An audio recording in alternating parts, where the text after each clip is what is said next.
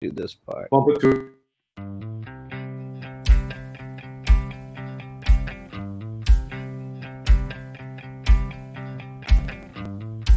Thank you for being a friend.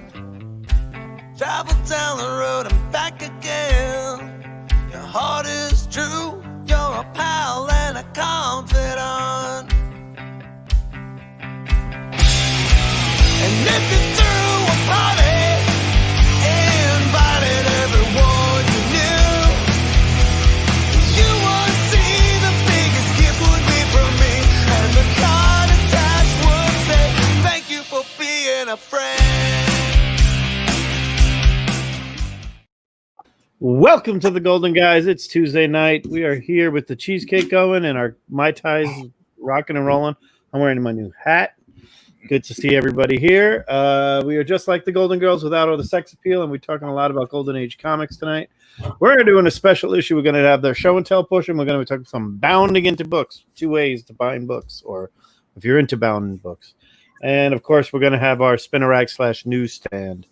So we're really excited about tonight. I'm going to just say hello to everybody. First off, thing over here, DS, how we doing, my friend? I'm good. Finishing up Comic Link auction. Yep. One a few small things on there. It was really fun to watch. There were some cool books, ton of books in there, but not a lot of massive books. I felt like. I thought a More Fun 73 was on there. Yeah, I mean there was good stuff, but they had like I don't know 10 or 12,000 books in this auction. So there's a ton of books, and there was a lot of cool stuff, and I had fun watching. I won a few small things, and I'm done for it. So that's it. Yeah, I missed out of an Adventure 135. I was kind of upset that I didn't pay attention to it. I thought it ended tonight, not last night, so I didn't really pay attention to it. It was $65. I would have paid that. It was a Superboy, a book I really like. It was nice. Coming down over here, let's go down this way to Mike. What's going on? How we doing? Pretty good. Just going through some personal things, but nothing will prevent me from doing my favorite show of the week. Thank you very much. Show of the week. Yeah. Well, what about this show too then? And I got a haircut. Speaking of one of the busiest guys I've seen in a while, Golden Age Guru, how we doing, Mr. Clements? How we doing? Good, man. You're looking sharp there, Knights of Old. I'm liking the trim, dude. Yeah, I didn't get my haircut yet. I gotta wear a hat. I didn't wait for it. I just I got the clippers. I got the number 2 attachment. I did the best I could, and then I got the wife to just do the places I couldn't see. Done deal. $4. Didn't have to leave the house. I'm not. Sweet. I may never put the haircut again. Very good. That's awesome, man. Things are going good. I actually bid on something on Comic Link. I won a book. Lost the book yesterday. So I'm done for the most part. I just wanted to win that one. So I was excited for it. I got it for what I thought was a really fair price, and happy about that. And I'm saving up for a big boy book, a big boy Golden Age book from the 30s. Found a guy with one. We're talking about it, and I'm saving up for it. Going to sell some stuff to get it. I've got a big old stack of slabs here that I got back from CGC. Nothing crazy, just some modern stuff I wanted to get out of the way. I have some stuff I'm doing. Yeah, it's definitely one of those big time All-American books that I've been hunting down.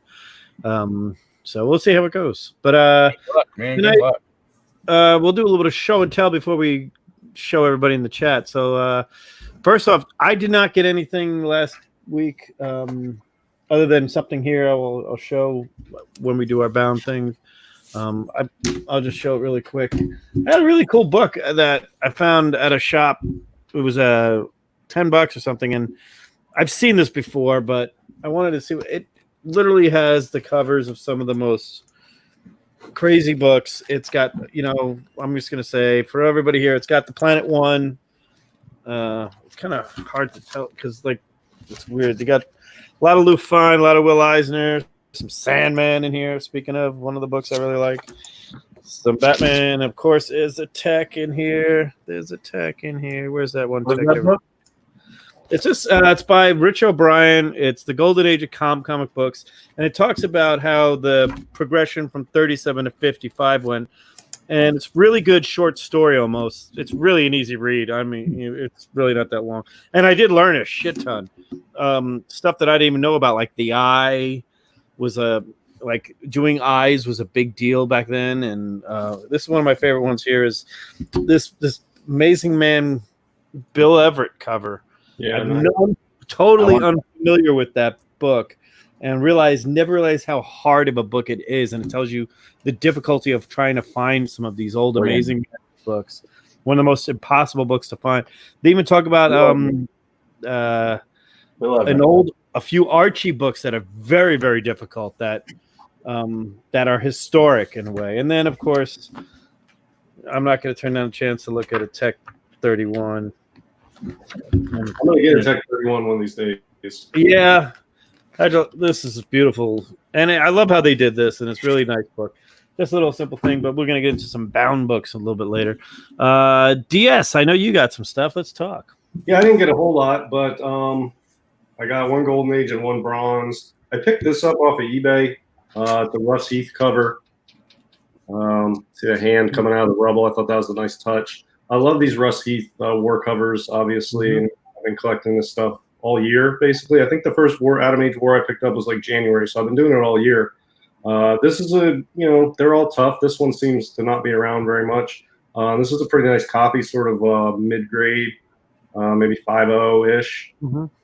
So yeah, I was happy to find that one. And then I picked up a Bronze book. Yeah, I had a question real quick. I never ever see this book in good shape, and it's just I don't know, a print run, or people weren't into it at that point, or just because of the size. It's 80 pages, but it's House of Mystery 255. Oh, and, yeah. Yeah, just a really one to find in good shape. And this one is in the 9s. I mean, it's probably, I think, a 9.0, 9.2. That is a tough book to get in a high grade. That is a classic book. This one is almost perfect, except for it's got a little ding at the bottom of that staple there. It's just a spine tick on the front, but it's there. Other than that, it's a pretty mint book. So yeah, That is a really nice book. So. Knights, you had something? Yeah, I just wondered, looking at that cover, it was just a question about that cover. Showed. I wondered if the covers are generally representing something that happens on the inside with these. I haven't read all the ones I pick up, but the ones I have, the stories on the cover are generally one of the stories in the book. Yes. Oh, okay. And I usually have, this one doesn't have it. Usually it has something on it that says like, I don't know, Night on Hell Hill or Sniper's Revenge. And it is a story in there, and the action on the cover is related to that story.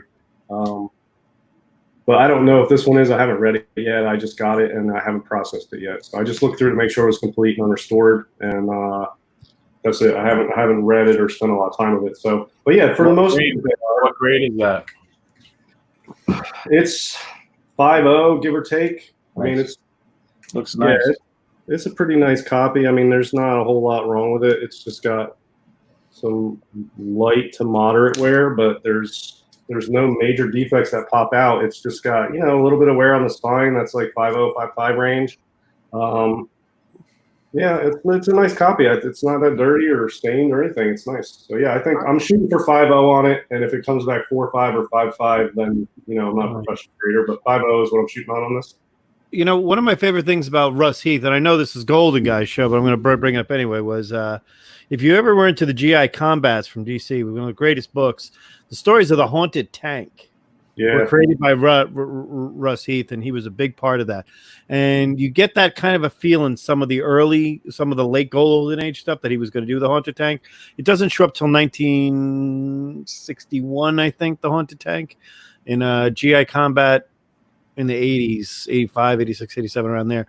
But if you ever get any of those things, you ever want to read some great stories about war, check out the Haunted Tank stories. They're pretty crazy. I'm pretty sure they took some movies that have been out recently in the last about 10 years about tanks. Remind me of the Haunted Tank story, in particular that movie Fury. That's a total Haunted Tank ripoff right there. I don't care what they say. It was a ripoff. Yeah.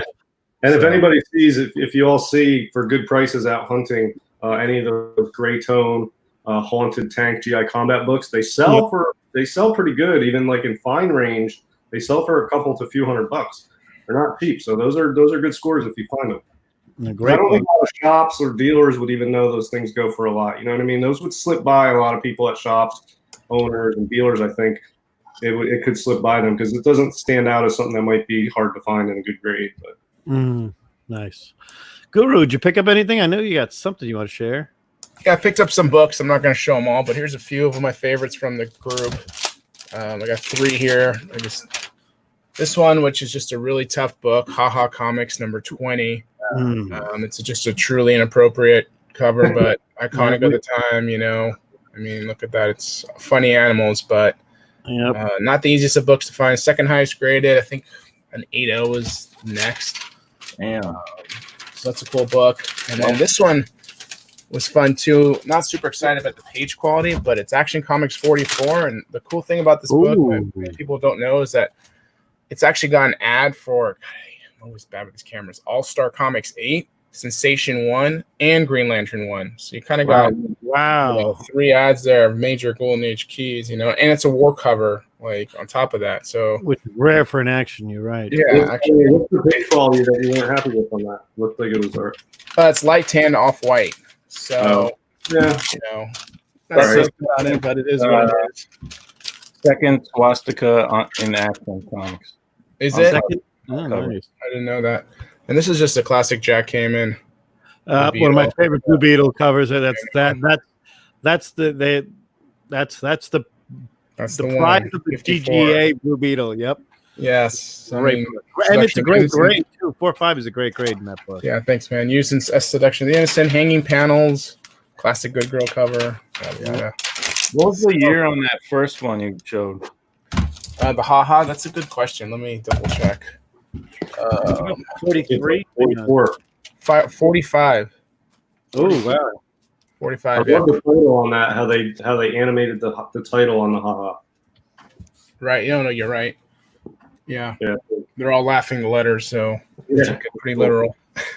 What month of 45? 6:45 it says on the label, so maybe it hit the stands earlier, but Before Mom, I think, so that's a little less bad. So those are some of the pickups this week. nice. Good stuff, man. Nights. Did you pick anything up?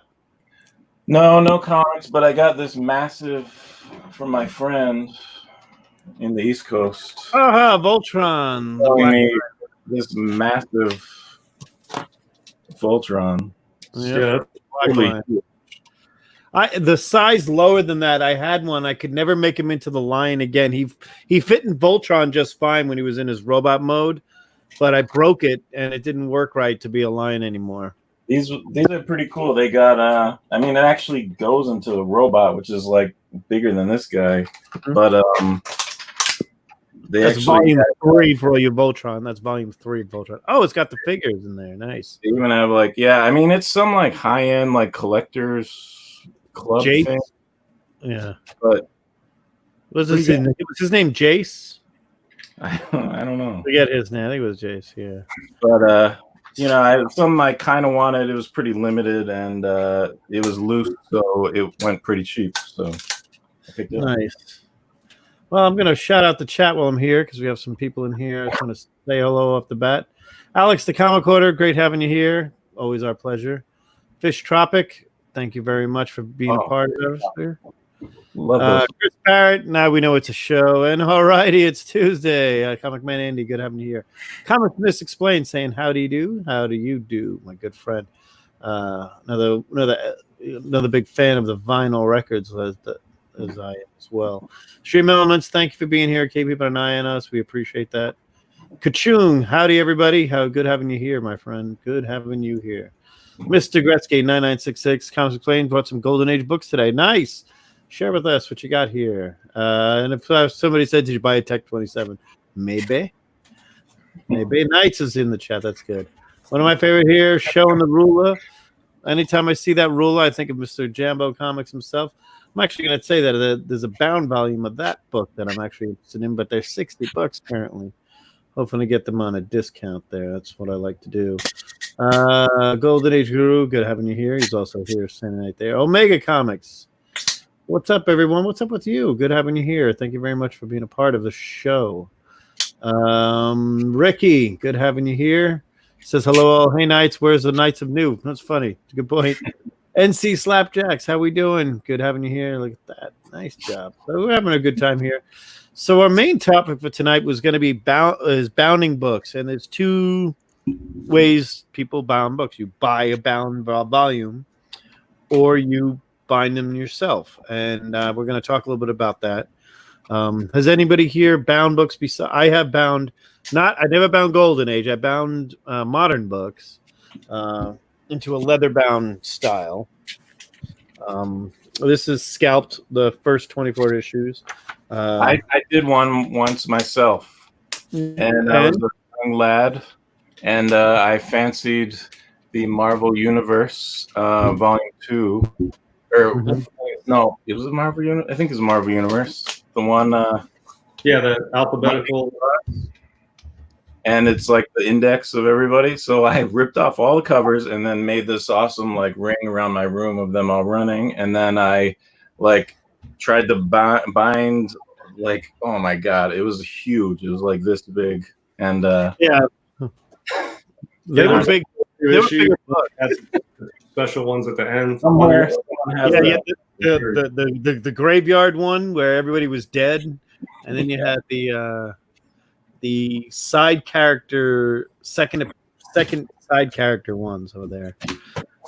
So bound books. If anybody collects any volumes, the Roy Thomas stuff. Yep, Marvel Universe. Yeah. There's some good ones of those that are fun to sit there. They're actually the last Thanos before he shows up in Silver Surfer in Volume 3, number 34. Before he shows up in that, the last time you could ever see Thanos was in the Marvel Universe. He was in the dead pile along with Adam Warlock and a bunch of other people. But one of the funny things is that Captain Marvel is still the only character who's dead and never has come back. wow. Never, ever came back. Yeah, it'd be good that'd be a fun show to someone go through that book and point out everyone who's came back alive. Yeah. I mean, Moondragon's dead in there. She comes back. Nebula, all of that. All the Jim Starlin created characters were gone until the 80s. So I was wondering about the way you actually ethically feel about bounding, whatever you want to call it, comics right now. If you had, like, what's your cutoff? You do modern books. I remember about 10 plus years ago, I was looking into getting like some Copper Bronze Age books bound. They were actually selling for more bound than they were as a sold set. And wow. I found a place in Texas that was going to do it super cheap. It was like $20 or something. They would, put the books together with just a nice, outer covers. Mm-hmm. So like I was looking into it, I seriously thought about it. I never did it because it was weird to me thinking about chopping up a book and doing that. So it was always, that was just the thing for me. But like, where's that cutoff? Those books, those Bronze Age comic books, the only reason I thought about them because comics weren't trading like they are now. They weren't at that value. They were just 50-cent bin stuff. So it was interesting to me. I mean, I have some bound books. I always found them interesting. I just thought of me doing it myself. That's another thing. And then do you unbound a book? Like when you get it, would you do that? Because then you get to see the cover.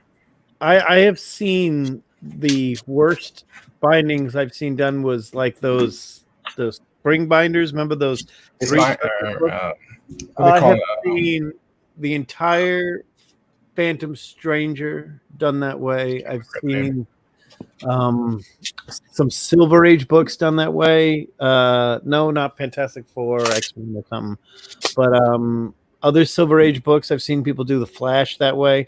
The way it would makes me decide whether or not if I were to bound, because there's another set I want to bound, I would bound Punisher War Journal in its entirety. I would bind that entire run because it reads that way. Andy, the great comic man Andy, he's a big time fan of the Punisher. I think Punisher War Journal is one of those that, okay, the first 8 issues, then it flows into a story. Scalp flows into Scalp is kind of like, it's as captivating as the Sopranos TV show. I compare it to that. It's that captivating at the end of each issue. So when you have it bound, you kind of don't have it. It just looks better at this like that. But Comic Man Andy, I was saying him, I would bound all of Punisher War Journal. I have a project. I have them. I'm up to. I don't know exactly how many issues there is, but I'm only missing I think 14 or so total on the whole run. I've got to go through my spreadsheet and see where I am at. I would do that. I wouldn't do Thor ever. Except for maybe the late Dan Jurgens run, because of the it doesn't flow that way. If the books flow, a good example of modern books, if anybody's into Immortal Hulk, the Al Ewing run, absolutely the first 12 books should be a hardcover that everybody buys. That is a hardcover story from start to finish. That's what I feel that is.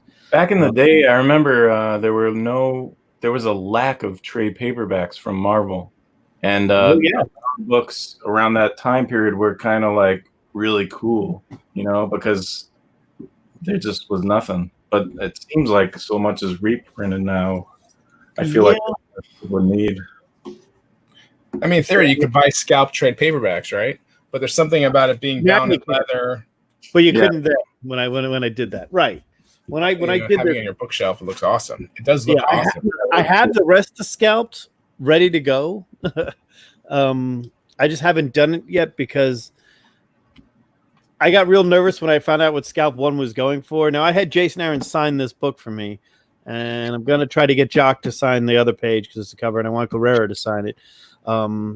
My love for Scalped is I consider it the best story of the Vertigo era, including Neil Gaiman and anything else that was there. This was the book, the read for my personal collection. I love the book. But, when we talk about bounding books, we've seen some Golden Age sets bound. I'm sure I've seen a few at cons.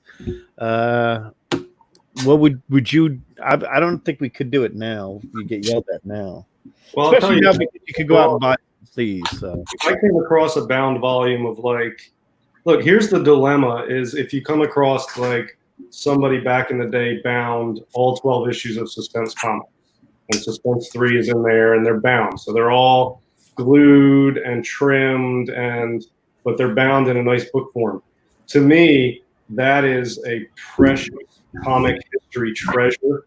And the dilemma is, if you come across that, you could break it apart and then slab those and get a Suspense 3 slab, and they're all going to be restored now. They're all going to be trimmed and glue and all this stuff, but you make more money off of it. Even if I were going to get it to sell, I would keep it as a bound volume, and I would be very, very motivated to sell that to somebody who I had at least some confidence they were going to keep it in that form. Because for me, I feel it would be, it's sad to see something like that taken apart because it's a unique item. Yeah, it's not worth as much as a restored Suspense 3 in a CGC plastic slab, but there's something about it that makes it special and unique. And it was, I don't know. I would keep it in that form. And even if I was buying it to flip, I would try to flip it in that form. Mm-hmm. Now, if I had a full set of Suspense comics and Raws and just the comics, would I get them bound? That's a tougher question. I might if some of them were, if I had a low grade set, I would be more likely to do it. But if I had a BG of all of them, right? I wouldn't probably do it with those. But I could see myself doing it with Bronze Horror, Swamp Thing, House of Secrets 92 and Swamp Thing 1 through 10, and taking mint copies of those and having them bound. I would bound 1 through 10, but not House of Secrets 992. House of Secrets 92 has nothing to do with Swamp Thing 1 through 10, but 1 through 10 would be a good. The rights in Swamp Thing. Yeah. Okay. That would.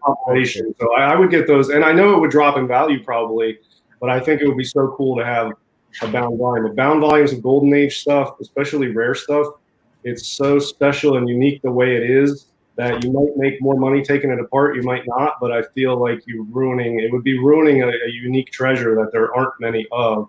And sometimes the companies bound them. They have bound volumes that they made instead of keeping file copies, they bound them and they kept them in book form. And sometimes collectors, like what you did with Scalped, is they would get somebody to do it, or like Jeff Buck and somebody in Texas could do it, and they would do it. And yeah, I wouldn't take it apart, even if I was going to sell it. I think it should stay in that form because it's a unique sort of cool thing. That's how I feel about it. Yeah, I think if you're gonna, for me, taking apart a bound volume, for me, it's less blasphemous than taking perfectly good books that have nothing to do with them and then putting them in a bound volume.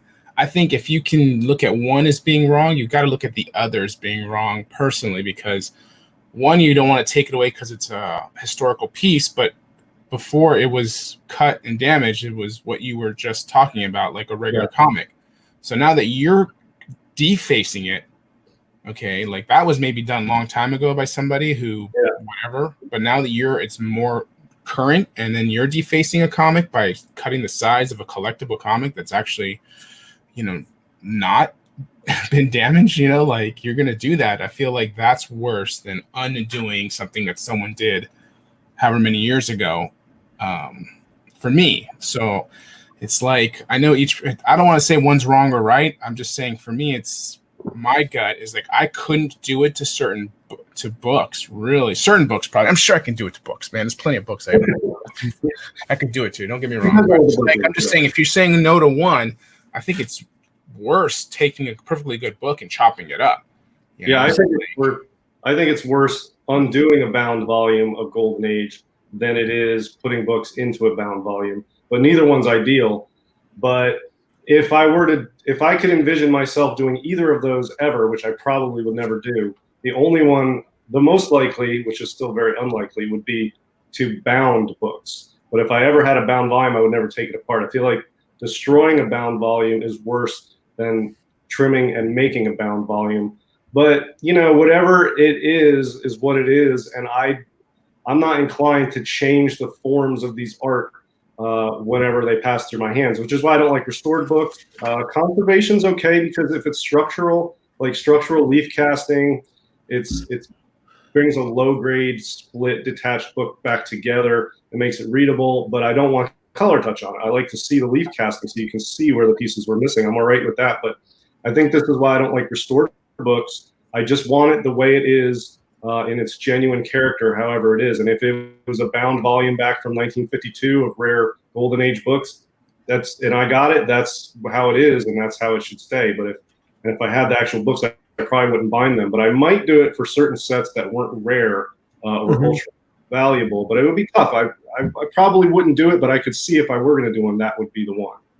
This is a great comment here by Commentsman Misexplained. By the way, thank you very much for the super chat. It says, I have issues of heavy metal that have Steranko's adaptation of Outland, which very good. I kind of want to unstaple them and bind those sections. Tarna first appearance in one of those issues, though.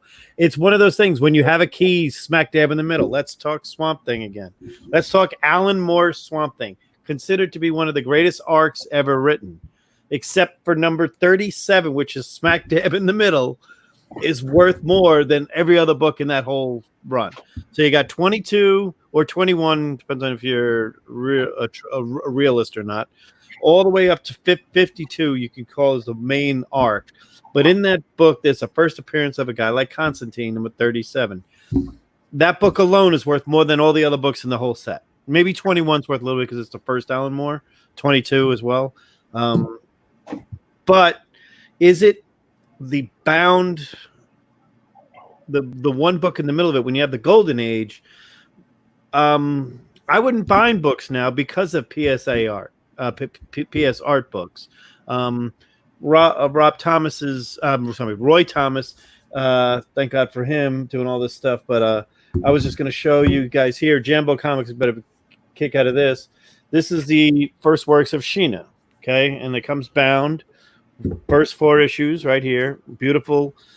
Same exact thing you would get if you had them bound without the ads, with some kind of neat cosplay in the beginning over here. Does it make any difference that that book is not the newsprint because it's, you know what I mean? Does that make any difference? It's definitely a lot brighter in color, but the interior, it's still the same art on the inside. Yeah, I have some PSR books. They're exact reproductions. They're nice. Yeah, they're really good. They're worth it if as a Fiction House fan, and this one you guys will like, Planet Comics, like we just discussed. This is the Will Eisner and Lou Fine together cover. I love the fact that this is both of them. And this is Planet really bound because I mean it's just a reprint. Right, it's just a reprint. But when you sit there, what if you had Planets 1 through 4? Oh God, hell no. Right. I mean, what if you came across from 1951? Somebody had made a nice leather bound edition where they actually trimmed and bound the actual Planet Comics 1 through 10, and you got that. Would you break it apart, or would you keep it as is? Would you sell it? Would you hold on to it? Like, what would you guys do with that? I would keep it as is. I do love that stuff. Now, one thing you I don't know if you know, but there's plenty of bound books that aren't trimmed. So Plenty? I don't know about. What plenty have you seen? Like usually, bound books I've seen trimmed on most of the time, trimmed on all three sides, and then trimmed along the spine and glued together. But I've had 4 timelies. And you've taken them out and had them graded, and none of them came back trimmed. Yeah. And is it all in one book, or are they 4 different times, or? Like... Well, I can show you. This is one of them right here. This is Mark 3. Yeah, let's show that because I do love this cover. That's awesome. So, wait, were all those 4 in one book, or is it 4 different books that you were able to do that in? Actually, I think this is from the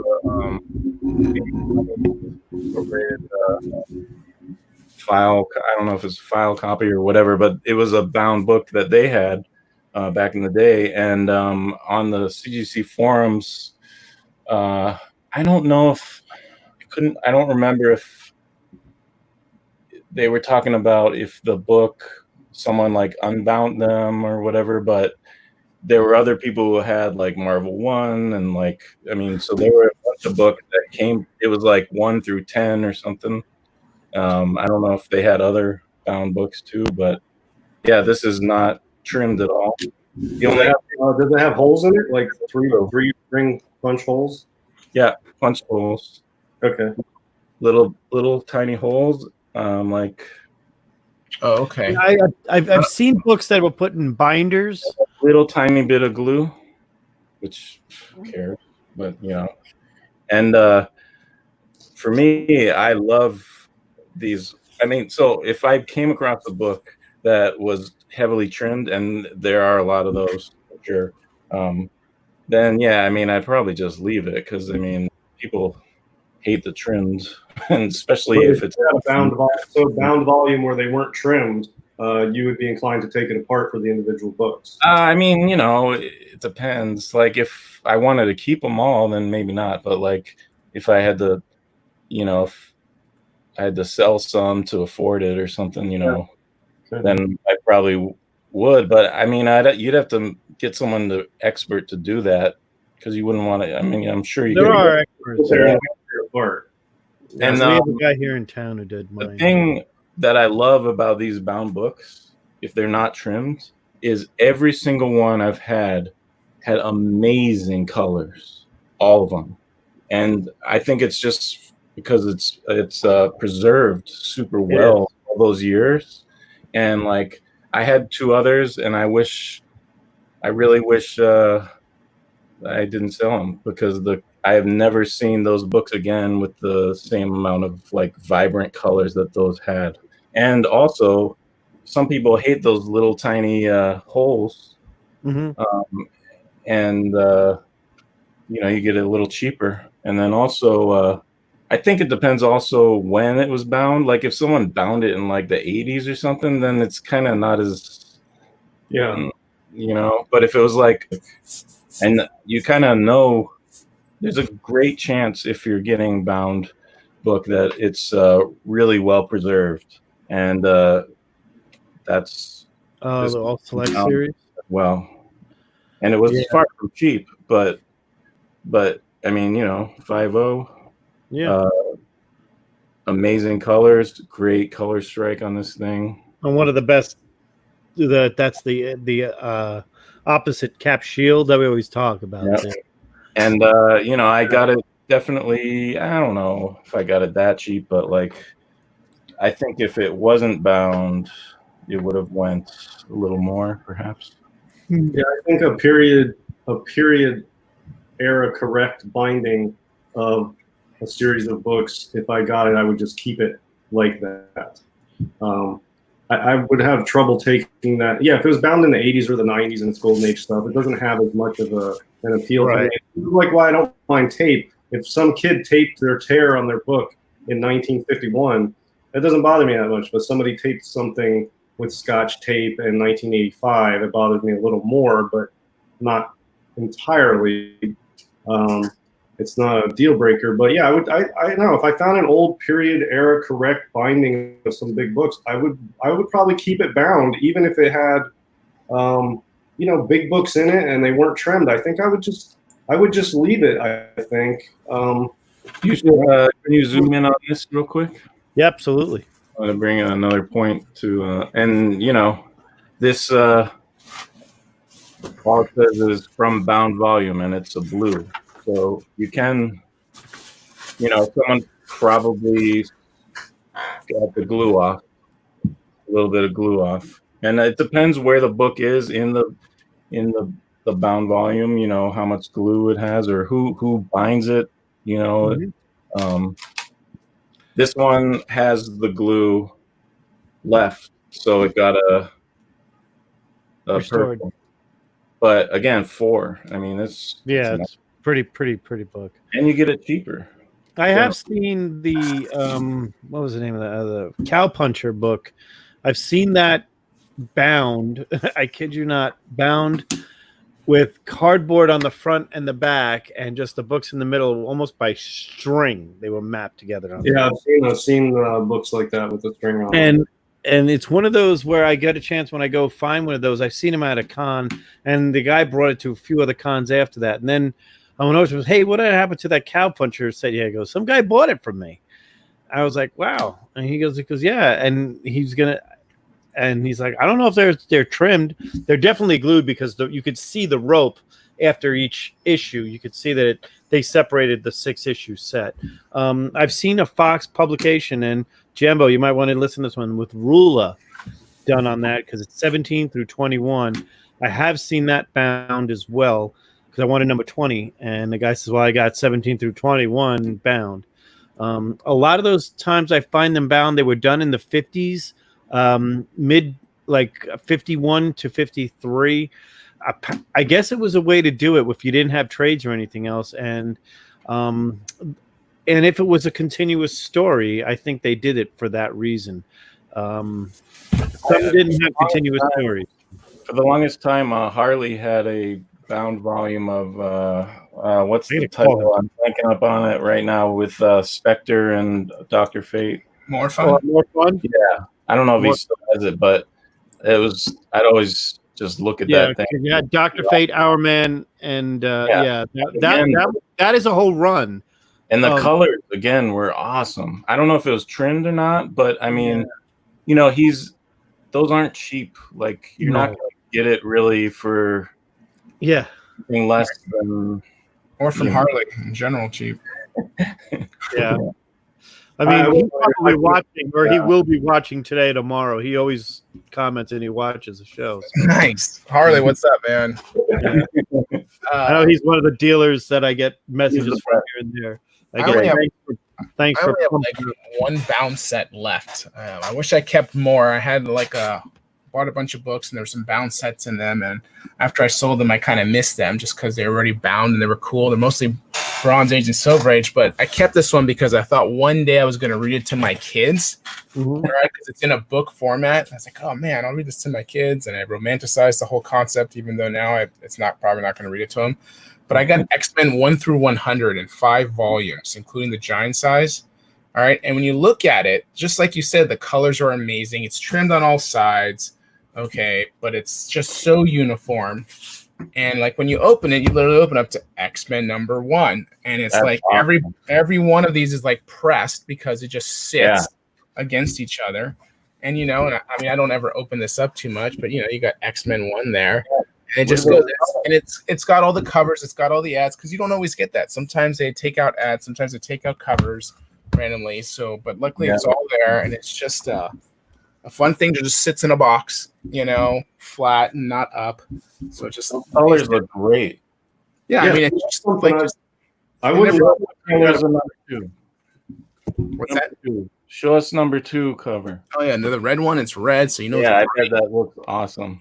Yeah. Yeah, you try and make more money if you broke that apart and slabbed each one, even restored and sold them off. But I think the way you have it, that's awesome, man. There's not a lot of those out there, and that's super. Yeah, cool. you sell that for a lot. Yeah, and I'm one of those fans that'll just say that's the way it Oh should. yeah, look at that. That looks really good. I don't know if that's actually a good read though. Is X-Men? I've read them. Are they good reads? Where I go here? One is good. I think they're kind of juvenile. They're not the best. I mean, it's early Silver Age superhero. It's not going to be Right. socially and intellectually complex.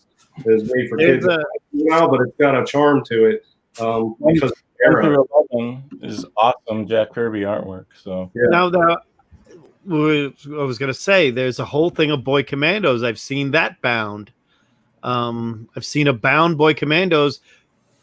Several different people have had that bound in the 50s, and I guess I saw the most recent one. It wasn't Harley who had it. It was somebody else who had it at a con I went to. It was a pretty big con, so probably Planet in Kansas City, where I asked him about it, and he said, hey, I'm willing to sell this, but at the same point in time, this is probably the only one of all the Boy Commandos, including their first appearance, which was in a different book, and then they went through the Boy Commandos story, which was just a just a late story. I've seen the All Winners bound. I'm sure, Knights, you've seen that bound. The All Winners, I've seen that. I had bound. one of the ones I sold was number 8. It's a yellow cover, very propaganda. Them on a Jeep. Yep. Oh my God! I've seen that bound. I did not sell that. I don't know what the hell I was thinking. You don't. Sometimes you think, oh, the colors are great, but so. And then years go by, and everyone you see, unless it's like $1 billion, is like nothing like it. And you're just like, God. The Comic Mag Musings, good having you here. Yeah, I think presentability is. I think the longer you're in the hobby, and I haven't been back in the hobby that long, admittedly, 5 years, going on 6, I guess, something like that, 2014, 15, whatever. The longer I'm in the hobby, and I notice this with other collectors, presentability starts to be more important than the technical grade of a book. And, I'll buy a book that's a 3.5 or a 4 because the colors pop and it looks so good. The colors especially is the key thing. I love that. No chunks missing. Over, a 5.5 or a 6 or a 6.5, that structurally is better, but maybe has a little fading, maybe has a little sun shadow or something, or, has something else on it. And to find a really, really bright cover colors on an old Golden Age book is awesome because they are really hard to find. I mean, I look through mine a lot, and some of them, the colors, I'm like, man, I got a gem here. This one looks so good. And some other ones, I'm like, yeah, I don't love this book. Why don't I love it? I should. And it's sort of dull over the years, and it's still an awesome book, but it's not like a wow factor. So yeah, I think the colors popping on those old books, man. There's nothing like it. It is a requirement for me. I'm a big Fiction House fan, but if my colors are faded, I don't buy the Fiction House book. No matter if an elephant's on it or not, I will skip it every time I see it faded because I will hold out for that one book that pops. Like my early jumbos, I've showed you guys all of them. They are all top notch, beautiful. I don't grade my books as much. My PC, but my Fiction House, it has to be good colors. And I'm the opposite in the Silver Age, where I don't really care because it's the first appearance part of the book that everybody wants. Doesn't matter if it's, it matters a little bit, but I would say that in the Golden Age, I want, especially a fiction house book, I want only ACG. I probably would say that's the other one that fades a lot. The two that fade the most for me are Fiction House and ACG. What's worse than anything is a high grade like Giant Size 1 X-Men that is high grade, but it's like completely faded out. Yeah, like, I wouldn't buy it. Or had it in the window, and you're just like, this is terrible. I mean, Hey, no matter what. Yell at me all you want. I had an Avengers 1 and Journey Mystery 83, and I had them on picture frames on my wall pre-slab days. I still have my Journey 83. Yeah, it looks faded, but she's still a Journey 83, and it's still good. My Avengers 1, I traded in for that nice one I showed you guys the other day. But I had those books. Those are my favorite two books, was the Avengers and the Thor, and except for Silver Surfer 4, which I never put in the sun because it was always facing the other way. And I was a kid going around in my room. The sun would shine in on the east on one side and the north on the other, and it ruined those two books were facing right there. So those are my most sun-bleached books. Those two and my Fantastic Fours 1 through 12. I never had out of the thing. They were pristine. But the first one, sometimes I hung that up. Seems like CGC doesn't care, doesn't take away. No, they knocked the shit out of those books when I got them graded. I mean, I have one I probably have the nicest presenting 1.5 of any book. I mean, I'll show it to you. You'll be shocked that it's a 1.5. I've noticed Grades with fade on the. I've noticed in the last couple of years, last 2 years, year and a half to 2 years, and maybe it's just me, but I've been noticing a lot more in the graders' notes, cover tanned, cover fading. I've been seeing that. I wasn't seeing that at all 5 years ago, and I'm seeing it now. Maybe I'm just sending more books in, so I'm getting more a variety of defects back. But it seems like they're hitting it more now than they have in the past. Because I was sending books in with some fading or some tanning on the covers, some sun shadow, and getting good grades back. And then lately, the last year or so, I've been getting hit on that, and they're coming back lower than I've expected. And so I think they're counting it more now than they have in the past, but it could just be me. I don't know. And I did get this slabbed in the last 2 years, but it's the only time I've ever had it slabbed. But you can see here, it's not that bad, but it's faded. And the grade is a 1.5, which doesn't really bother me. It's still a Journey 83. But you can see the color differential right there. And mine doesn't have, it's pretty intact, pretty good shape, and everything else. There's no notes on top. None of that other stuff. And it's a nice book for a 1.5, I'll be honest with you. It presents really well. The back is shit, but that's why it's a 1.5. Yeah, but to be a 1.5 and not have any notes like split or detached, or anything, it's impressive that it's, looks way better than 1.5. Yeah, that's what everybody says. It goes, why is that a 1.5? I'm like, well, it's faded, and the back of it kind of has some stuff, and it's from where the picture frame held it. You got some spine splitting there too. A little spine splitting there for sure. Yeah. This was in a picture frame, a literal frame that barely fit the book. From the time I bought it in the early 90s, 1993 or 94, I bought this. I think late 93, and everybody's like, "Why don't you upgrade?" I'm like, I've had this thing for eons, and I never wanted to grade it, but I just sent it in. But it's not my oldest book. My oldest are those other ones. But I've got like my Avengers 2 from the same time I bought it. Beautiful, because of course I didn't hang up an Avengers 2. Why would you? It's beautiful. But it's just fun. But back to the bounding part of it, I actually am on the hunt for bound books. I actually want more of the Fox publication bound volumes. I know they exist. I know people have talked to me about it. A couple of the dealers I spoke with says you're on the hunt for that.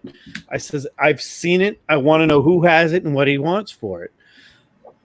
But some Fox publication ones are there, and because those papers are shit. I mean, so if they're bound, I think they're preserved better than they are in their raw form, and which is something I think people have to take that into account. I mean, yes, you might get them. Most of them are going to be trimmed, I guess, especially that. Yeah, the silver. I mean, maybe not. I don't. It's not like I've seen a billion bound volumes, but I feel like more often than not, the trimmed ones are the Silver Age ones. Mhm. So maybe hardcover. Like pre-made X-Men. I've seen bound to X-Men before.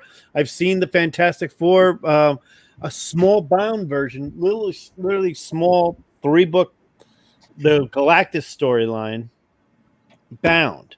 I've seen that up to, I've seen 45 to 52 of Fantastic Four. I've seen the in the 70s, I kid you not, they did a guy bound all the Avengers versus Defenders, which included the Defenders, I think 7, 8, 9, 10 through 12, and then the Avengers 116 to 120.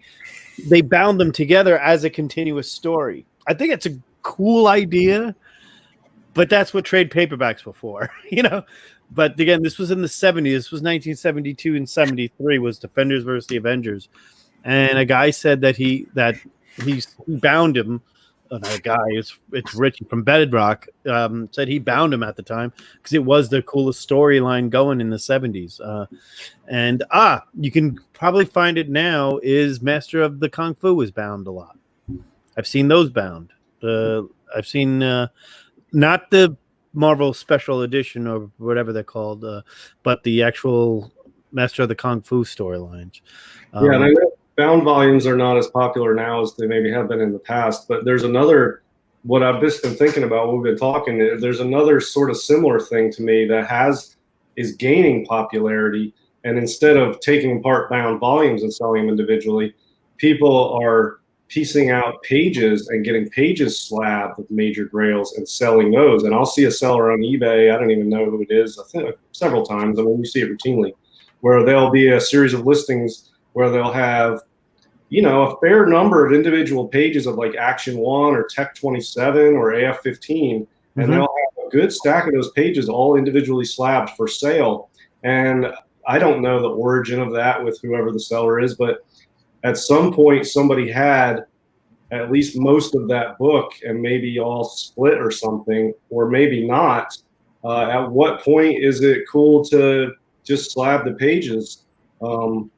To do that, you know what I mean? I don't think I would do that even if they were all split. There was a Suspense 3 on Comic Link last year. That one. Brittle. The entire spine was brittle and the entire spine was gone, but all the pages were there with the covers. It was complete, but they were all separated, all brittle pages.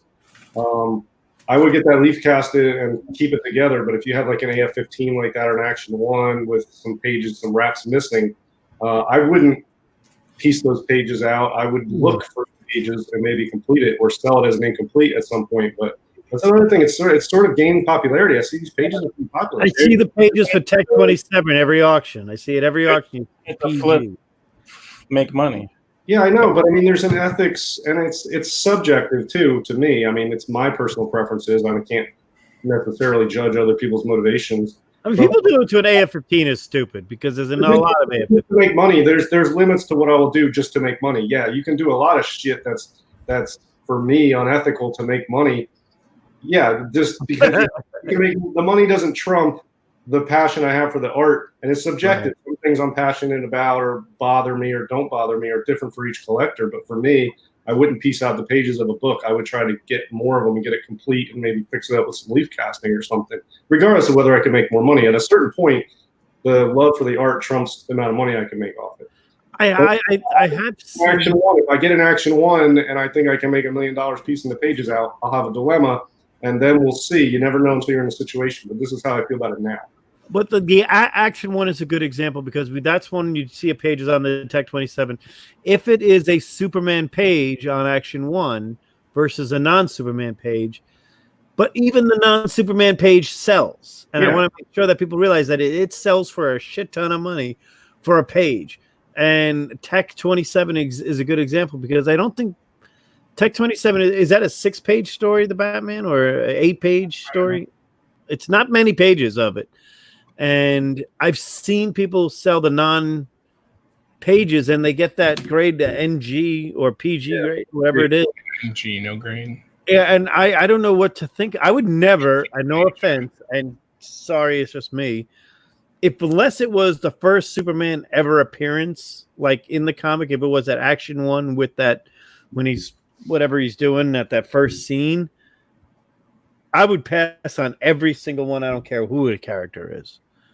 I don't care what the book is. Well, I think they're cool. If you have a Tech 27 that's got a Batman or early Batman page in it, I think that's cool. Or like a Cap 1 page with Cap on it and the Red Skull on it, just the page, like page 8 or 12 or whatever the early part of that is. That could be good. If I had that book, it's almost worth it. I don't know if anybody's tried this, to just buy these pages because they seem to come up more and more, and crack them out and leaf cast them together, and then you got a complete book. And I don't know if they're going to know if it's married or not. I don't know how they would grade it, what you would get, but you'd have a complete book, and at that level, it wouldn't really matter. You would have put a book back together.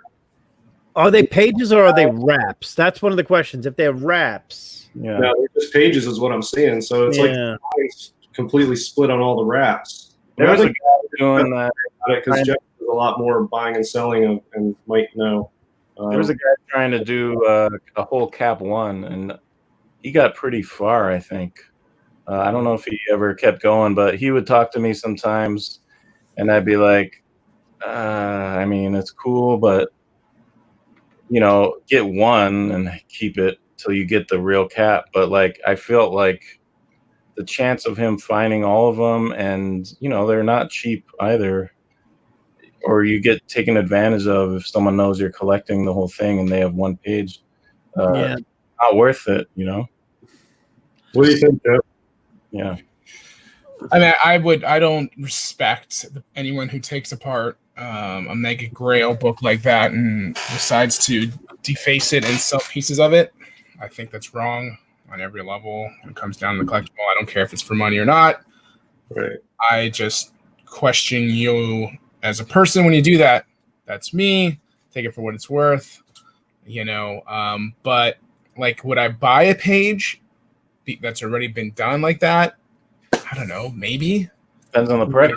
I would or wouldn't, but that's also me. I mean, that's a tough one, man. I mean, I'd probably not, because I don't think something I would keep long term. I think it'd be for the moment of the novelty, but I think ultimately I probably wouldn't enjoy it long term and would probably have to move it on. So I think I probably would not do that and find something else. There's a lot of great things to buy. Like, so for me, owning just a piece of it, I don't know. People just want to buy a cover, just the cover itself for, let's say, Tech 31. Absolutely. Yeah, covers, absolutely. Covers are the hard part. The opposite I feel about cover versus page. If you had a page of Tech 31, to me, Tech 31 is the cover and then the story. Tech 27 is the historical page. Or like some of these early timelies, or like the Cap 1 splash page, or even the Tech 31 splash page. Those are cool items. And you know, you got to think, I think most of the people buying those are people who are collectors, like most of us, that are never going to own an Action 1. We're never going to own a Tech 27 or a Tech 31. You know what I mean? But if you can get a piece of it, the first Batman art from Tech 27 on a page the first time he came out, yeah, I think it's a cool item. And I noticed they're becoming more popular and they're selling pretty well, and some of them are getting pretty good prices. And, you know, I've thought about, you know, picking up these pages, and you can put together a full coverless Tech 27 for much cheaper than you could buy a coverless Tech 27. Oh, I think you're right on the cover, and I think you would make a ton of money off it putting one back together. It would take time, though. Years and years and years to get them all. That would be great if it was made in maybe the 70s or 80s, but having piece some books together, just even covers and centerfolds or something, the cuts are completely insanely different on all these Golden Age things. This way, that way. It's nuts. So like, you would end up with this crazy looking. I mean, there are panels for sale. There are panels for sale. Yeah, but you could get professionally leaf casted so that it would have the dimensions of the book, and each page, the panels would not line up with the other page, but it would be cool. And I feel like, I don't know. I think it would be cool. Would it be worth the time and effort? because you're talking maybe 15 years down the road before you could complete one. I don't know. I mean, it would be a cool challenge, and it would be a nice project to work on if you wanted to see if you could do it. And at some point, it's something I would consider doing that at some point. The part you get lost in is the cover. That's the part you will get lose in, because you will have ultimately a Franking monster book coverless. So if you never get that cover, which most of the value is going to be in, you might not be making money, because ultimately you're going to have a coverless monstrosity of a book. Maybe you might make a few bucks, maybe not, but like, I don't know, man. That's the kind of the big decision. What's a extreme restored coverless copy look like? Because finding the cover is the major challenge. And even then, would you get the front and back cover? Would you get just the front cover, just the back cover? And and then like a lifetime later, you're like, fuck, why did I start this project? Yeah, that's exactly right. Sorry for swearing. I know the cover would be. I'm on a real crazy crusade to get all the original art of a book, and I have 3 pages so far from 3 different times I bought it, and that's taken me over 2.5 years to get 3 of the 18 pages I need. And if I ever find the other ones, I'm paying a premium because I don't have the opportunity to say, well, I can wait for another one to come up. I don't. I want the last one. You need it. Well, I had the first work. I want the last work by the same guy. So I got to show you something though. That is a bound thing that I forgot I had. Okay. So I can't believe this was 30 years ago. That's kind of insane. But 30 years ago. Oh, yeah. Yours truly loved the artwork by this Barry Smith guy. But hated all the other ones in there. Yep. And made my own Weapon X. I have all of them. I, for some reason, put it in 3. Back then, maybe I wanted these covers. I don't know. But it's funny because I was going to do that to the Doctor Strange Barry Windsor Smith run, the Marvel premiere. I would have done them all that way. Back then, you couldn't get for whatever reason they weren't making this in trade paperback, and even after I saw the trade paperback, there's something about the colors of these newsprint. Yeah, that's what I was saying. That is totally different than those white. I don't know. The trade paperback glossy. I think if a comic is made for newsprint, more often than not, if it's a master artist that is going to take that into consideration when they're coloring and inking and all this, then it's probably going to look a little bit better on the newsprint. Yeah, I noticed that. I have a fair number of reprinted collections of Pre-Code Horror, which are obviously all in newsprint. And they're really fun to read. I really enjoy them because their books are hard to get. I don't have most of them, and if I do, they're in slabs. And the colors they're not newsprint quality. The colors are different. They're on glossy paper, and it loses some of the quality of the art or the enjoyment for me to see it on something other than the newsprint. When it's reprinted on those glossy pages, it loses something. I know exactly what you're saying, Knights, because that's what I noticed. I got the complete collection of Chamber of Chills, and I've had almost the whole run in the actual books of Chamber of Chills at one time or another. I was working on that run, and I had more than half of that complete, and I read almost all of them. Totally different. Read them in the reprints. Totally different. Now the art's still there. You can still appreciate it. The stories are still there. It's still cool stuff, but it does lose something. The newsprint has its own quality that can't be reproduced on these glossy pages. All right, so let me ask the panel because it's something I want to do. The Doctor Strange Barry Windsor Smith Marvel premieres 3 through 14. Great reads. Kind of a continuation story. Kind of a story that continues. There's 2 or 3 arcs in there. I don't see it. I mean, I could buy it maybe in a hardcover, or do I just bound them? It would actually fit. Just have both. Figured it out, and it would fit in a book bound about this size bound. This is 24 issues right here. I'd do both. I mean, if it's something that you love. Oh yeah, and the funny thing, I don't have to worry about spine ticks anymore. That's something to bring up about this stuff. If you're in the golden age, and a good example of a book that probably around the same one, I'm just going to say it, Forbidden Worlds, the ACG run. A lot of those books aren't very expensive. There are continuous stories in there. Would you, I mean, that's something there. Would you, but I mean, I don't know. I kind of personally like to bound like arcs of people that I like the most. So Thor, God of Thunder is probably one of the best runs he ever. And I'm a big fan of all the old stuff too, but that's probably up there with it. The Beta Ray Bill storyline, maybe from Simonson. But as far as my favorite, the God of Thunder run, and then I could bound them all 25 issues. I've got them all, or I leave them as floppies, to be honest with you. But I like, when Jeff brought up reading X-Men to his kids, I'm not going to read Scalp to my kids, but it's fun to read by itself. It's fun to read. But the Barry Windsor Smith Doctor Strange is something that I consider to be the best Doctor Strange works. I do. The artwork is better in Ditko, but the storyline that was done is much more fun. I mean, we have a company here that bound books. You saw they do it very, very well. And I've often debated what's the cutoff and my whole thing was I would love to do the Alan Moore Swamp Thing, but I really don't want to know if I want to do that to a number 37 unless I find one with a lot of spine ticks, and then who cares, Would you keep the ads? I'm sorry? You keep the ads and the backup stories and all that? Absolutely.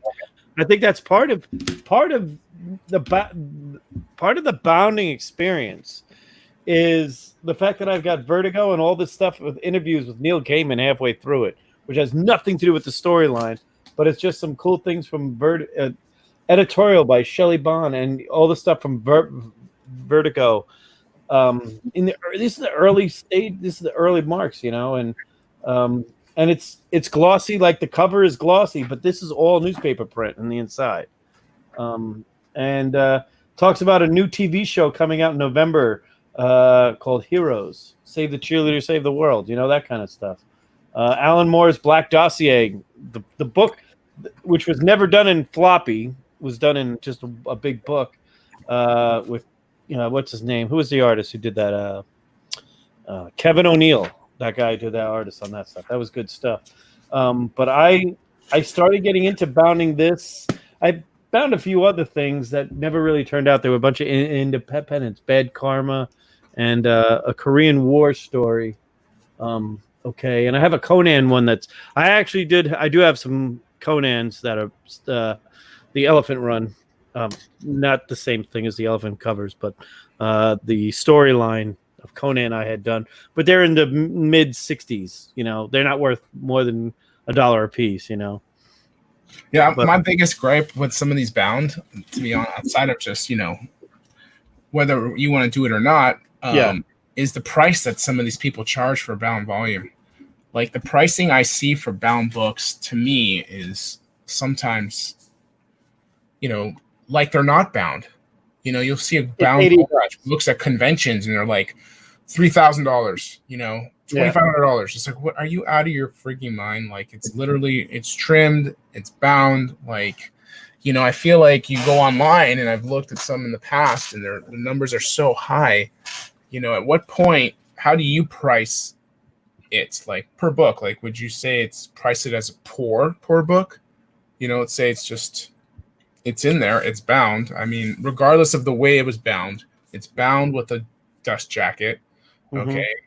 It's not, I'm not talking like spiral bound or saddle stitch or whatever, but it's glued in. It's like a good point. Without getting too scientific, what do you price that at? I mean, generally it's not good. It's not VG, No. Putting it at poor fare per book. And that's the way it should be priced personally. And you get it, but I just like some of these numbers, man. I just don't understand it. It doesn't make. Well, I think what would you value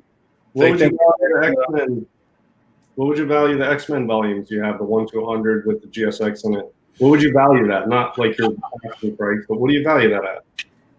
And it's a tough one. It really I would is. just have to recreate it. Let's say I had to recreate this entire X-Men 3100. What would it cost me at that condition? And then, okay, and then if I did that and then defaced it, like, I don't know.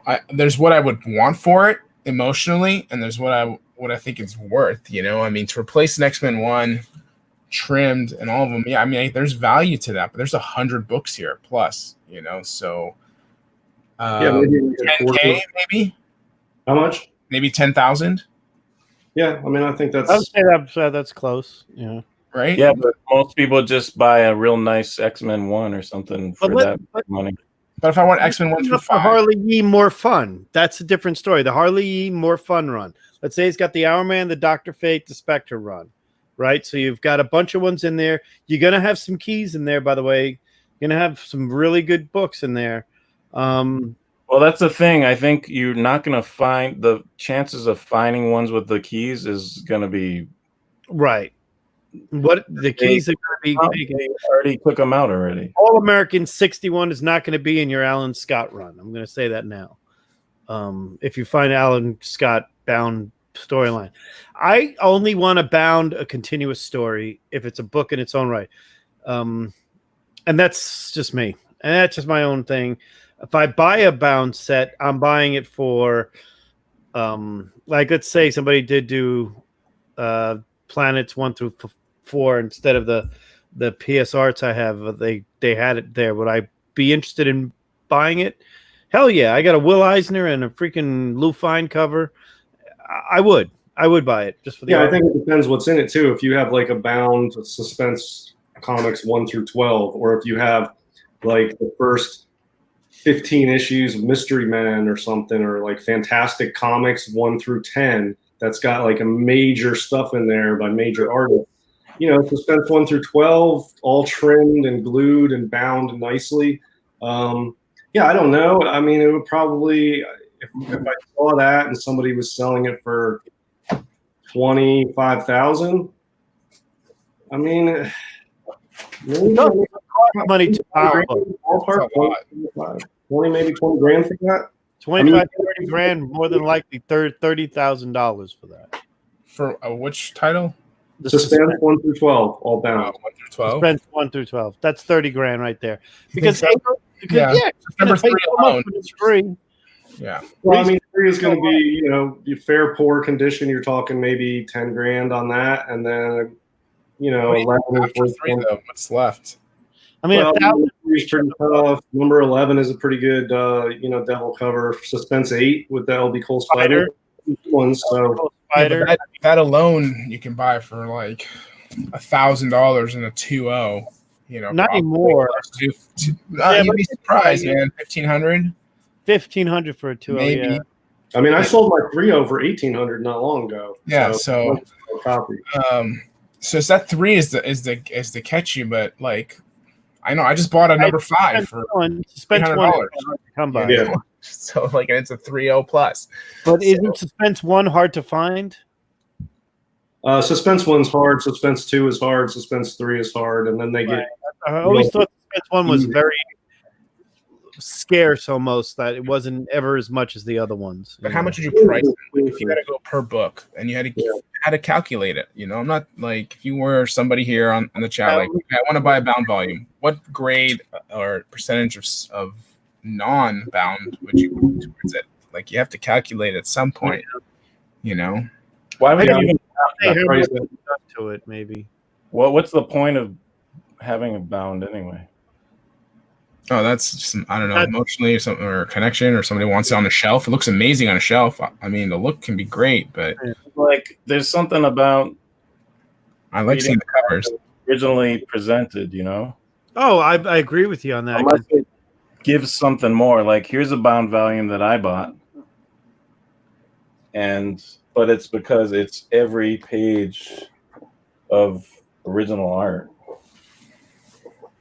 Oh, that's cool. Yeah. Yeah, that's the Dark Knight. Yeah. Like, so this is bound, but it's a very specific reason, and the viewing is going to be totally made for that. Mm. So, Yeah, if something is bound, I'm just wondering kind of how you guys calculate a price on it. There's numbers that people ask, but I just feel like some of it's way out there. Well, I mean, I that think I've seen. prices for any of these for me, Are they bound collectors? I'd be going after individual books because I don't have enough money to throw around to quote waste on a bound volume. Because even that's not going to be cheap, even though it might be a deal.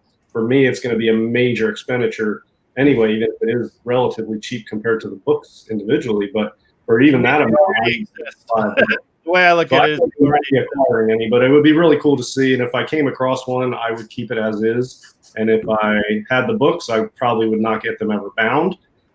Whatever came through my hands, I would just try to keep it in the condition that it arrived to me in. But I would be super happy if I came across a bound volume of some cool Golden Age stuff. Man, I'd be thrilled, and I would be a keeper for me. And at some point down the road, I may sell it, but I wouldn't take it apart. I've asked people at cons, but good advantages to reprint them. Do we want to do Spinnerack? I think it's too late for that. Yeah. There's a lot in You there. guys all the Spinnerack and everything else like that. I apologize. We'll continue with the bound discussion. I'm going to skip Spinnerack. Next week we'll do a Spinnerack show. So I'll show you another pickup. You guys already saw it, but I like to show a new pickup before it arrives, like coming attraction for the people who stuck around in the chat to get a little reward. Yeah. So I'm going to show you guys already saw it, but I'm super happy that I have this on the way.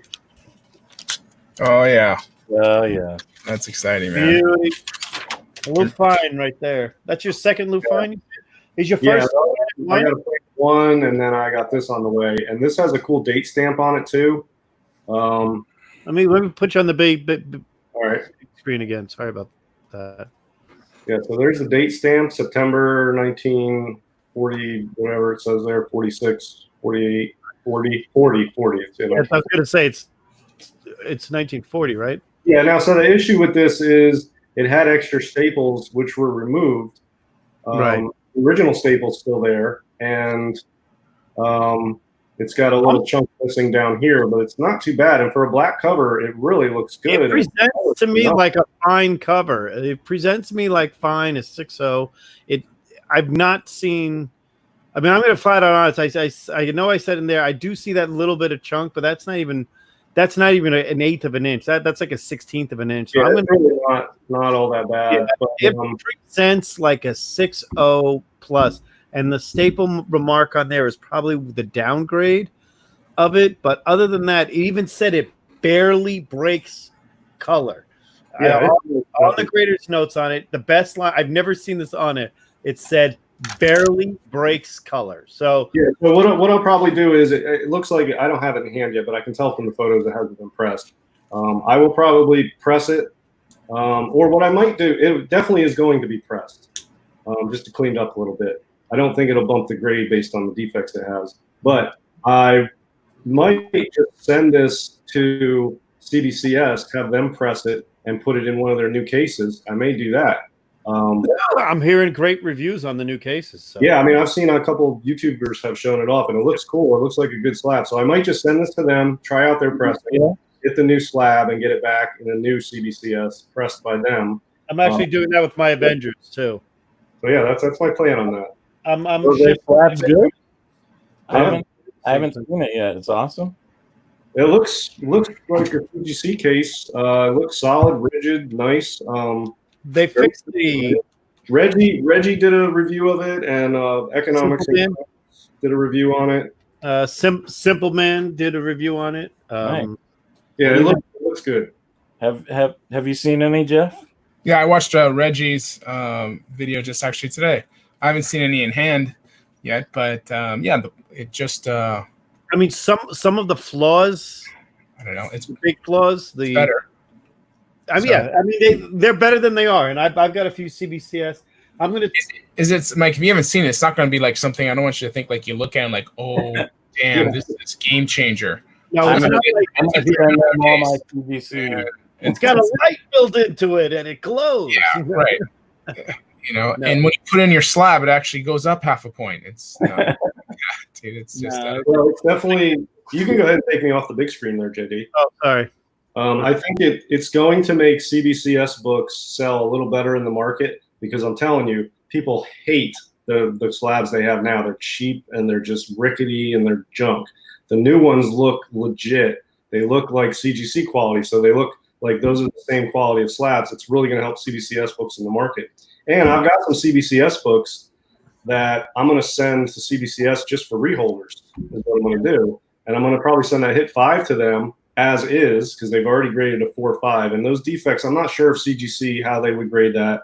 I don't want to lose a half a point anyway. So I'm just going to give it to CBCS as is and get back from them pressed and in a new case. Maybe it'll bump, maybe it won't. I don't know, but it will look better and it'll be in a new case. I think those new cases are really going to help CBCS sell better on the market because I'm telling you, from somebody who buys a lot of comics, when I buy CBCS, I always want a discount because the case sucks. And I always send them to CGC to get a good case.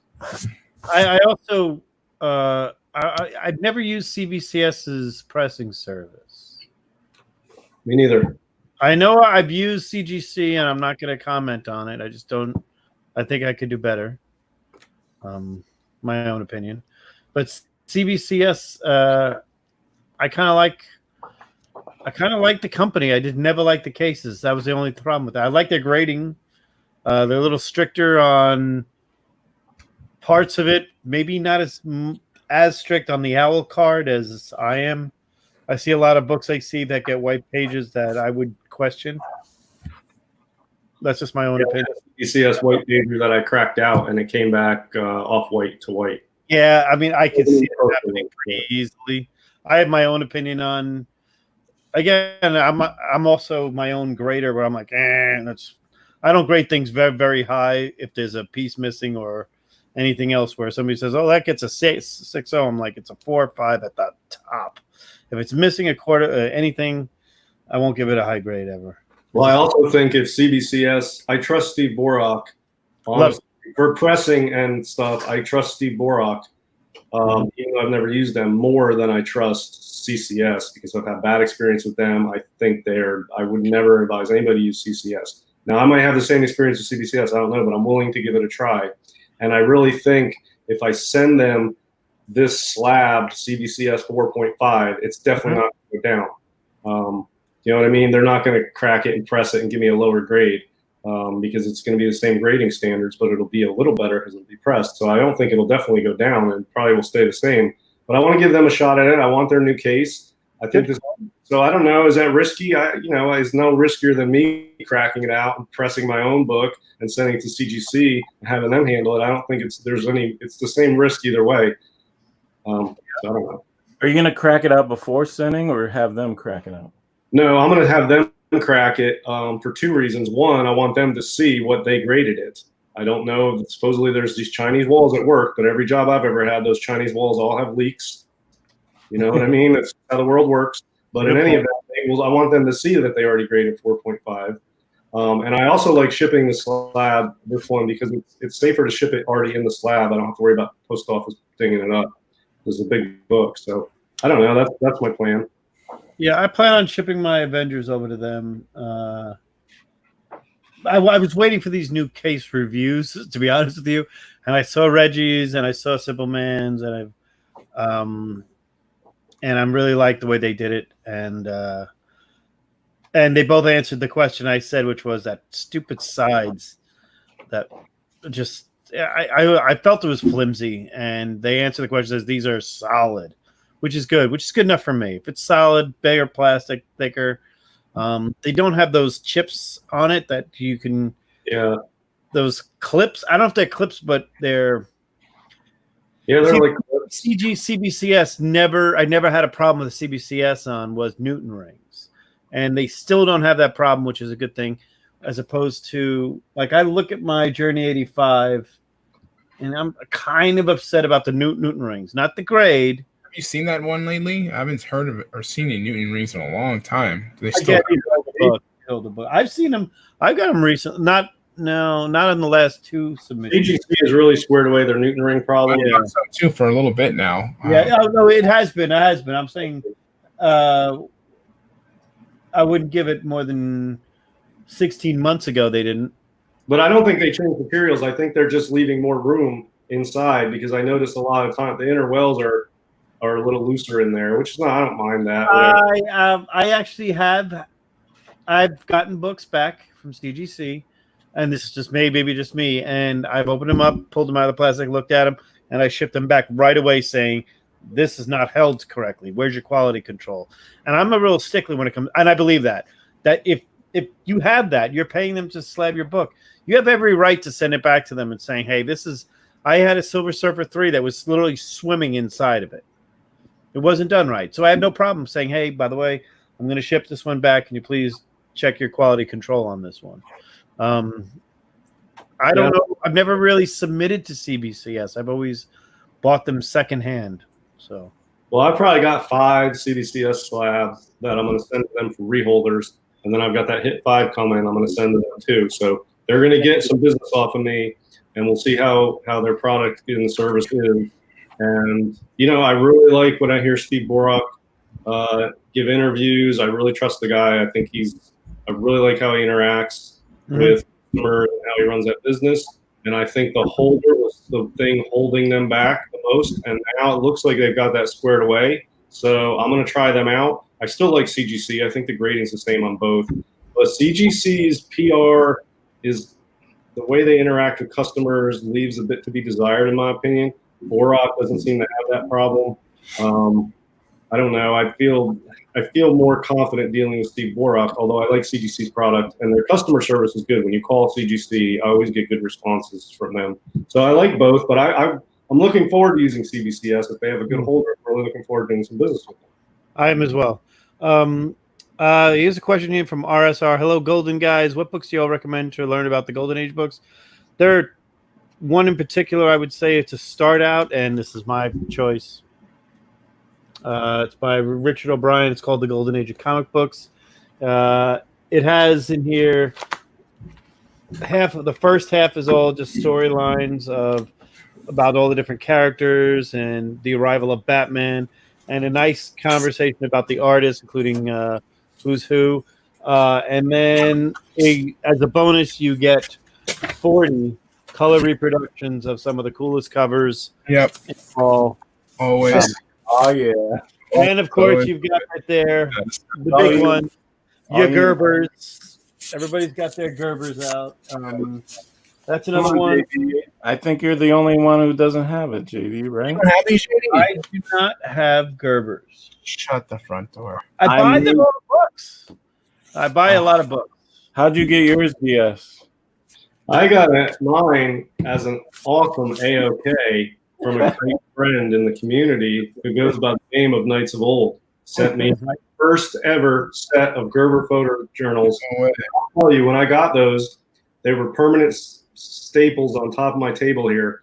And I spent the first few weeks, I guess, every day at some point going through those with a notebook, making notes of ones I wanted, looking at just going through it like crazy and making a notebook. And then I actually spent weeks after that hunting down some of the ones. And I actually was able to find a couple cool books that I had seen for the first time in the Gerber journals that I ended up tracking down. They weren't massive books, but they were cool. And yeah, and I pull them out. They're huge and heavy though. I mean, it's like a workout to read them.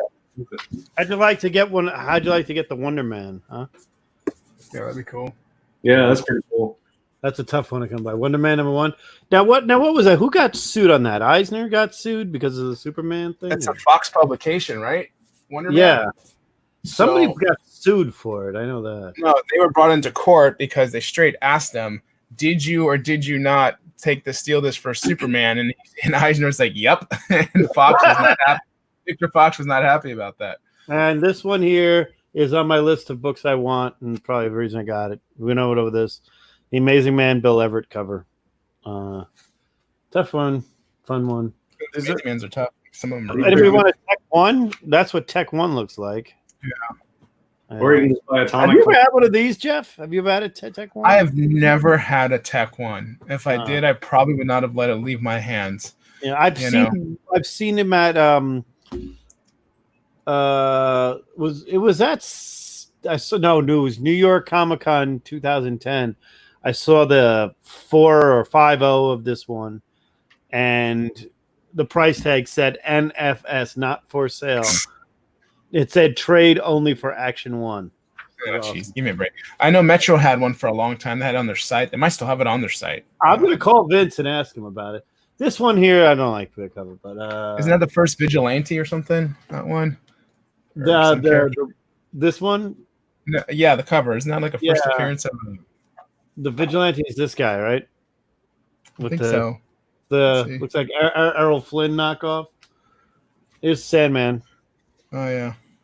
These are just good. But books you can get. The internet is better than any book, but I like this book just because the beginning portion of it tells you about everything I haven't seen that throughout the years, and it was a fast read for me. Some of the books that you get is there's a biography on Basil Wolverton that's pretty kick-ass that I read. That's a book. Have you ever seen this one? Yes. This Or one's GD? really good. American. I've seen that. I've never seen that one. Yeah. What is that? So American. It's by the Alter Ego guys, Roy Thomas and them. Well, Yeah. that's Roy Thomas puts out And all this these. is, the latest one is 40 through 44. They're going to do 45 through 49 soon, but it goes through every year and what happened, and there's timelines, and I mean, there's just way too much in here you're guaranteed to fall asleep. Thomas Yeah, works. I'm gonna look into that. I like that. And it's not too huge, so if you fall asleep with it on your chest versus an omnibus or something, you'll be okay. What's it called? American Comic Book Chronicles, and you could just order it probably from their site. It's Tomorrow's T. Here, it's that Tomorrow. Okay, yeah. Go to that because they have awesome sales sometimes. Like I think Is this it one hard book? actually 50s one you could get for like $10 or something last time I looked, and it's awesome. It goes all into the whole like trials and all that. It has all the notes from the trials, and Yeah, they're on eBay too. There's quite a few of them. So yeah, I'm definitely gonna pick one of those up. They have the one probably from 35 to 39 too, then, right? not yet. They haven't. They've done so far. Once the next one comes out, 45 through 49, then they'll have 1940 through 1999. All right, But, cool. those old ones are Oh, pretty. I've seen the science. Didn't they do one just on the science fiction? I don't know. I mean, they did a lot of books, and Yeah, it's PSR. Here's one coming soon from PSR Books: Fantasy and Science Fiction, 1949 to 2000. they're awesome though. Even the '90s ones. I mean, they're all great. They're really fun to read. Yeah, I get lucky if you are into the Roy Thomas. Roy Thomas presents a lot of PS art. Most of them are by Roy Thomas. Sheena. Read this yet? I have this here randomly from this collection I got. Everyone read this one? No, it Kind of seems to be pretty much like the one you just showed, just a long history, chronological. Lots of pretty pics. Here's Might be one, good. I'm gonna read it. I'll let you guys know. Is that this? Over 50 years of it's called The Comic Book in America, Illustrated History, Mike Benton. There's a whole Roy Thomas presents the Phantom Lady collection. That sounds fun. Chamber Stuff Chill. up there, man. Lots to read. Harvey Horrors, the entire Harvey Horrors collection by Sid Jacobson. That's nice. But really, you just need to sit back and watch binge Golden Guys. Yeah, honestly, And you'll know a little more. Has the Golden Guys book come out? Yeah. we haven't put out our own book yet. We will eventually. Really, just if fans you always even collect the spirit. I always collect the spirit. if you don't know where to start, that means you just need to start. So pick anything that's a broad-based coverage of the Golden Age, and then keep refining from that, man. Because that's the number one thing. Just jump in. But really, something. the Gerbers, because they are practically complete. Like They're a there's must. missing a few covers, but barely any.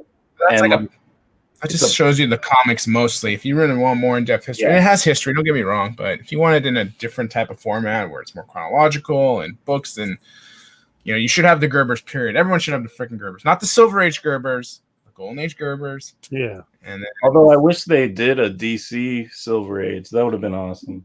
I like this. I like the stuff. The DC stuff I would rather have would be the GI Combat than the DC superhero. Just I'll my- tell you what I did when I first got interested in Golden Age. One of the resources I used a lot was my comic shop. I would go on there with a specific book I knew, and then just look at all the issues in that title. And they have information on there about each one. And then I would click on the publisher and see what other titles that publisher did. And some of those would be like, oh, maybe I heard of this one. And I would click on it. And I would just go down the Golden Age rabbit hole on my comic shop. And they have photos of everything. And they have little write-ups, who did the cover, the date it was released, little summary of the stories inside. And then you can click the link for the publisher. Like if you're looking at Mystery Men, whatever, you can click Box, Features, Syndicate, and it will bring up a whole list of all the stuff they published. And you can just go, and it takes time, but it's really fun to go down that rabbit hole. I've seen a lot of that. Take that all eight off. There's 4 volumes of that, aren't there? I've only seen one. I went to a. I'll have to go back to that. Headline Comics Hitler on I the have bottom. a really cool bookstore I get to go to about this stuff. So, well, everybody, it's almost 10:45. This one's great. Yep, that one's classic. That one, yep. We're gonna be ending this one. We promise next week we'll have our spinner rack where we'll go through. It'll probably be mostly a spinner rack show. What, that Fire and Ice? Bill Everett. Yeah, this one's amazing. That I'm gonna find. Fire. I'm looking for the Base of Wolverton. There's a book about Bill Everett, and I'm trying to find it in the bibliography here. This is pretty good. MLJ Leads the Way is a great book. I heard about that one. it's cool. If you ever see this cheap, pick it up because it's worth money. Which one is that? It's just, Oh, really? It's kind of like a book they use in like schools and whatnot, I guess, because Textbook? it's like out of print and it's really good and it's really like intense. Like with it goes in the whole thing about heroes and whatnot, and it has a lot to do with the Golden Age and like why that appealed to people at a certain time. Why certain heroes appeal to people at different times and stuff. But yeah, I mean, I always heard that it was really cool, and I was like, yeah, I'll pick that up. And then I was like, what the hell? Like it was like ridiculous prices, but it's something you'd find in just some weird random place for like $2. So yeah. Victory 1. There's a Bill Everett for you. So, cool. Well, thanks everybody. We're gonna close it out. Thanks everybody for joining us. We had a good time. When is everyone going to join Discord? I don't know what that's about. I will have somebody have to look into that knows more about computers than I do. These magazines are good. Those magazines are pretty good, yeah. All right, everybody, we're going to close it out. Thanks, everybody, for joining us. Thank you all for being a friend. Be back next week. Anybody have anything they want to plug real quick? I'll have something to plug next week, but all right. No. Take care, everybody. Hey, Have a good guys. Yes.